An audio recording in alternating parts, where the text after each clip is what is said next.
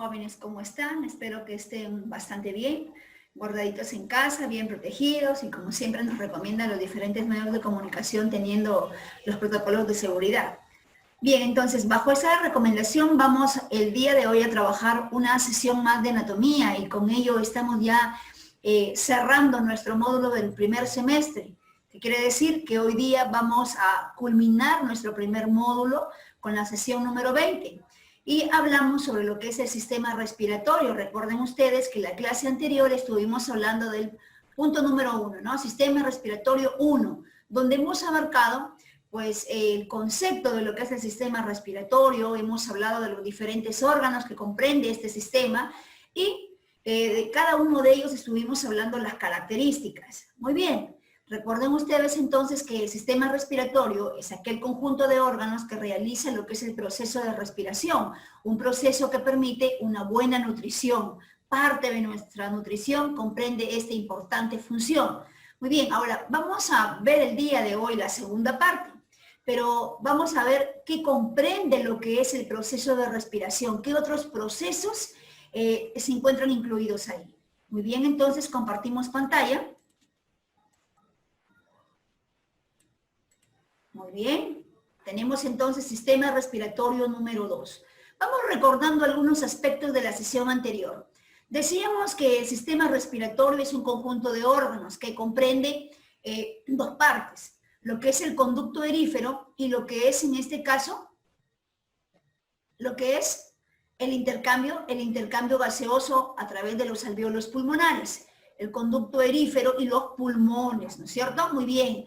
Por conducto erífero es por donde pasa el aire y acá vamos a hablar de las fosas nasales con sus respectivos orificios. Tenemos lo que es la faringe, sistema digestivo, sistema respiratorio. Es una vía común de ambos sistemas. Luego vamos a encontrar lo que es la laringe, aquella estructura que presenta 9 cartílagos y que permite la fonación, permite la voz en el ser humano. Bien, luego vamos a encontrar este tubo largo, que es la tráquea. Es un tubo blanquecino, tubo cartilaginoso, con anillos cartilaginosos incompletos, o sea, en forma de letra C. Adelante así y en la parte de atrás así. Por eso le decimos incompletos.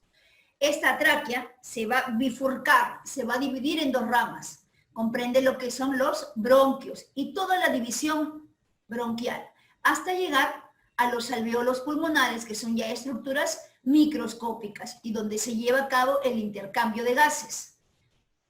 Asimismo, también tenemos una segunda parte, que son los alvéolos pulmonares. Muy bien, una segunda parte decía que son los pulmones, aquellas masas blandas, esponjosas, elásticas. Con eso estamos recordando los órganos que comprende el sistema respiratorio. Ahora, ¿cuál es el propósito de la respiración? Es poder tomar o ingresar el oxígeno a las diferentes partes de nuestro cuerpo, a nuestras células, y transformarlo en otro gas, en el CO2, producto de las diferentes actividades que se realizan en el organismo, producto de las actividades que realizan las células.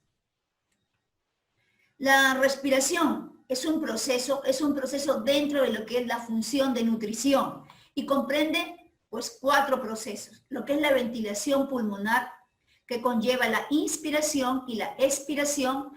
El segundo proceso es el intercambio de gases, el tercer proceso es el transporte de gases en la sangre y el último es la regulación de la respiración.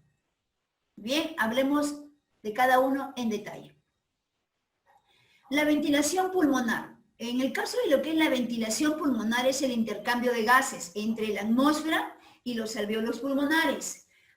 El gas acá, los gases, se denominan, en este caso, aire atmosférico. Y cuando ya ingresan a nuestro organismo, ya se le denomina, en este caso, oxígeno o aire alveolar. Ya va a ingresar, primero frío, pero recuerden que las fosas nasales se encargan de filtrar, de humedecer y de calentar el aire. Por tanto, caliente va a ingresar a la parte interna de nuestro organismo. La ventilación pulmonar conlleva a lo que es la inspiración y al segundo momento que es la expiración. La inspiración es cuando el aire atmosférico va a ingresar a los pulmones. ¿Y qué ocurre? Una serie de sucesos en el organismo. Por ejemplo, el diafragma se contrae. Recuerden que el diafragma, miren esta parte de acá, el diafragma es el músculo respiratorio. Las costillas se van a elevar. La cavidad torácica se expande. Disminuye la presión intrapulmonar, es decir, ya no van a ingresar más gases. En este caso, se contraen los músculos esqueléticos. Muy bien, por espacio de unos 2 segundos. Luego, después de una inspiración, hablamos de una expiración, que es la salida del aire hacia la atmósfera, y va a presentar que el diafragma vuelve a su normalidad, por lo tanto se relaja. Las costillas bajan, disminuye la cavidad torácica y aumenta la presión intrapulmonar. Los músculos se relajan. Una frecuencia respiratoria está dada por una inspiración y una expiración. En este caso, la frecuencia respiratoria por minuto en un adulto, en una persona con homeostasis, es decir, que está tranquilo, físicamente bien, es de 12 a 18 ciclos respiratorios. Un solo ciclo es una inspiración y una expiración. Entonces, una persona en condiciones normales tiene de 12 a 18 ciclos respiratorios. Imaginemos que sea unos 15, por minuto. Va a realizar 15 inspiraciones y 15 expiraciones. Muy bien, entonces la ventilación pulmonar conlleva 2 momentos, la inspiración y la expiración. Segundo proceso, el intercambio de gases. Muy bien, entonces, cuando se da el intercambio de gases, el aire inspirado, que es en este caso de turquesa, el aire inspirado va a ingresar por los diferentes órganos del cuerpo. Básicamente respiratorios, obvio. Y llega a la altura de lo que son los alvéolos pulmonares. Los alvéolos pulmonares son unas estructuras ramificadas, semejan a un racimo de uvas.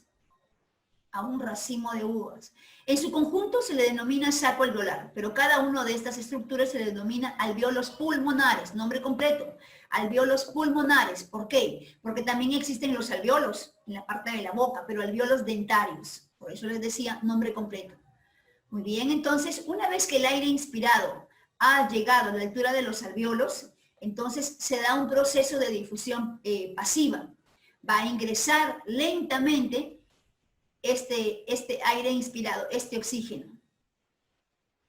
Bien, y luego este alvéolo pulmonar o los alvéolos pulmonares tienen la capacidad de poder transformar ese gas a CO2. Por lo tanto, vuelve otra vez, como ustedes observan, vuelve por los diferentes órganos respiratorios como aire expirado. Muy bien.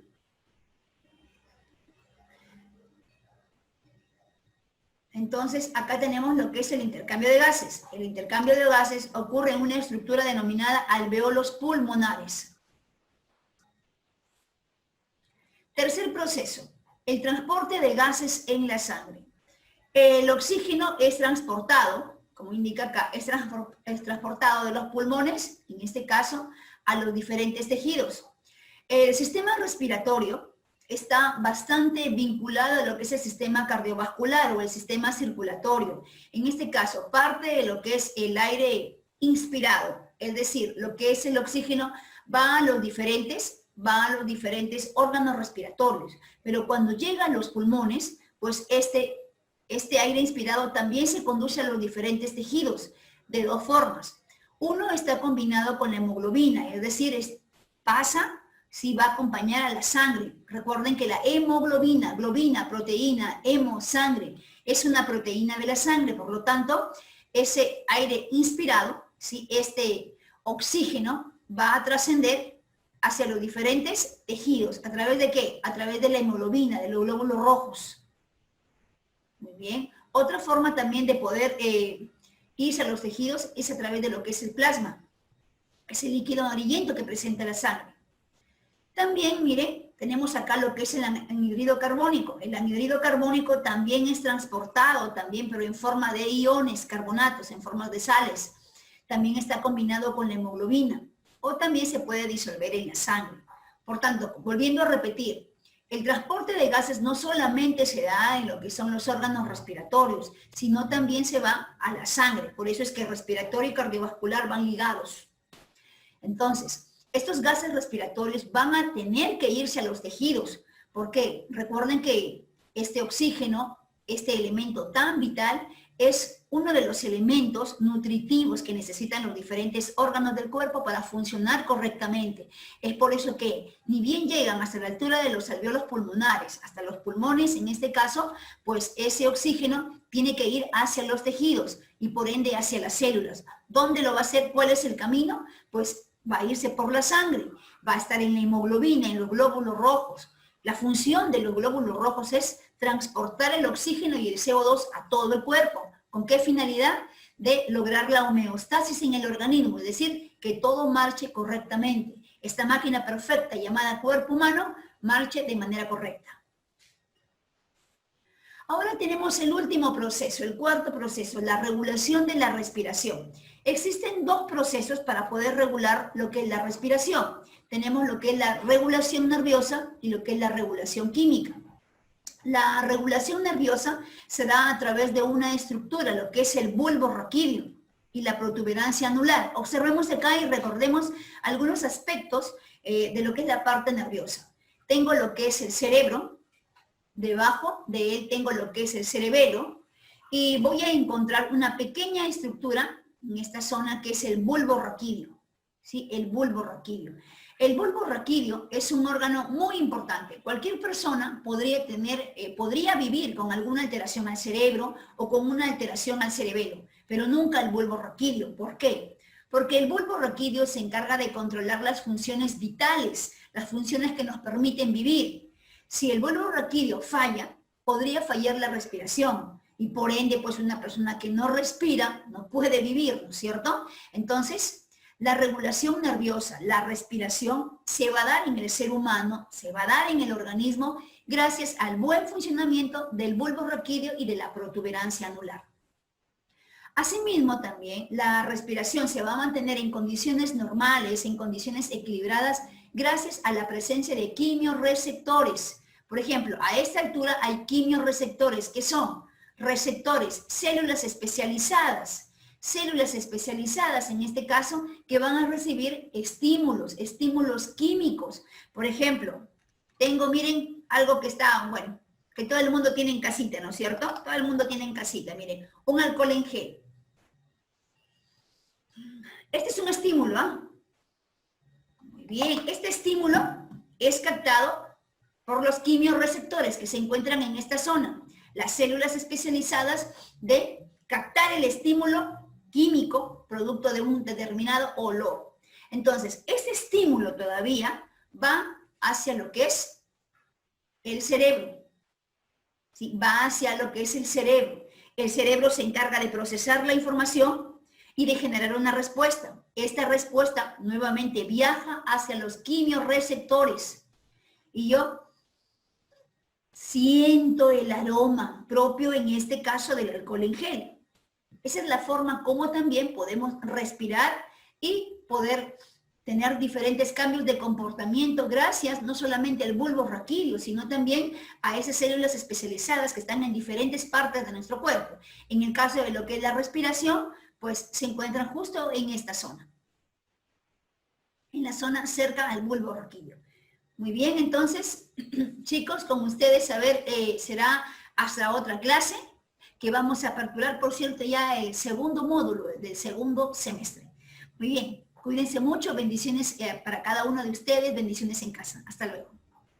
El intercambio de gases que ocurre durante la respiración es esencial para lograr la oxidación completa de los alimentos y obtener energía para el resto de los procesos corporales. Esta es la principal función del sistema respiratorio, el cual está constituido por las fosas nasales, la faringe, la laringe, la tráquea, los bronquios y los pulmones. Estos últimos, en particular, son los responsables del intercambio gaseoso y de la eliminación de sustancias tóxicas y patógenas que incorporamos del ambiente. Los pulmones son órganos pares que se ubican en la caja torácica, protegidos por las costillas y separados de estas mediante una pleura o capa de tejido conectivo. Están compuestos básicamente por unas pequeñas estructuras en forma de sacos, llamadas alveolos, que les confieren una gran superficie de intercambio a los pulmones y establecen una estrecha relación con los capilares sanguíneos. Por su parte, el diafragma es un músculo transversal que separa la cavidad torácica de la abdominal y se encarga de distender los pulmones, aumentando su capacidad hasta unos 4.000 a 6.000 centímetros cúbicos. Durante la respiración, el aire penetra por las fosas nasales y sufre un proceso de acondicionamiento, mediante el cual es calentado, humedecido y filtrado, pasando de la faringe a la laringe y de esta a la tráquea, la cual se dilata permitiendo el paso del aire hacia los bronquios. Estos pequeños tubos se ramifican en otros cada vez más finos que desembocan en los alvéolos pulmonares, donde finalmente sucede el intercambio de gases. Los alvéolos son pequeñas bolsas de aire ubicadas en la parte terminal y más pequeña de los pulmones, los bronquiolos. A su vez, estos sacos de aire se encargan del intercambio de gases dentro de los pulmones. Sin embargo, para entender mejor su función, es importante comprender su estructura, puesto que la función de los alvéolos está intrínsecamente ligada a ella. En nuestros pulmones existen aproximadamente 200 millones de alvéolos al nacer, pero en la edad adulta este número puede ascender hasta los 400 millones, lo que se traduce en una superficie respiratoria de más de 200 metros cuadrados. El diámetro de los alvéolos suele comprenderse entre las 200 y 300 micras, algo más de 2 veces el espesor de un cabello humano. Asimismo, dos componentes principales de estos sacos son el colágeno y las fibras elásticas, lo que permite que durante la exhalación los tejidos entren en funcionamiento. El oxígeno proveniente del aire pasa de los alvéolos a la sangre presente en los capilares, los cuales lo transportarán hasta el corazón. Este es el encargado de bombear la sangre oxigenada a todas las células del cuerpo y a su vez bombear la sangre cargada de dióxido de carbono hacia los pulmones de nuevo, para finalmente ser expulsadas durante la expiración al exterior. En la actualidad, este proceso tan importante está siendo afectado por nuestros propios hábitos y desarrollo tecnológico. La contaminación ambiental provocada por la liberación de gases tóxicos de las fábricas y medios de transporte a la atmósfera está provocando un aumento en la incidencia de numerosas enfermedades respiratorias, el sufrimiento de nuevas afecciones e incluso cambios en la morfología de los pulmones, los cuales llegan a presentar tejido cicatrizado y manchas negras debido a los productos tóxicos inhalados. Sin embargo, es sin duda el tabaquismo el principal flagelo para los pulmones del ser humano moderno. Cada día existen más fumadores y cada día nos hallamos más expuestos al humo extremadamente nocivo de los cigarrillos, de manera directa o pasiva.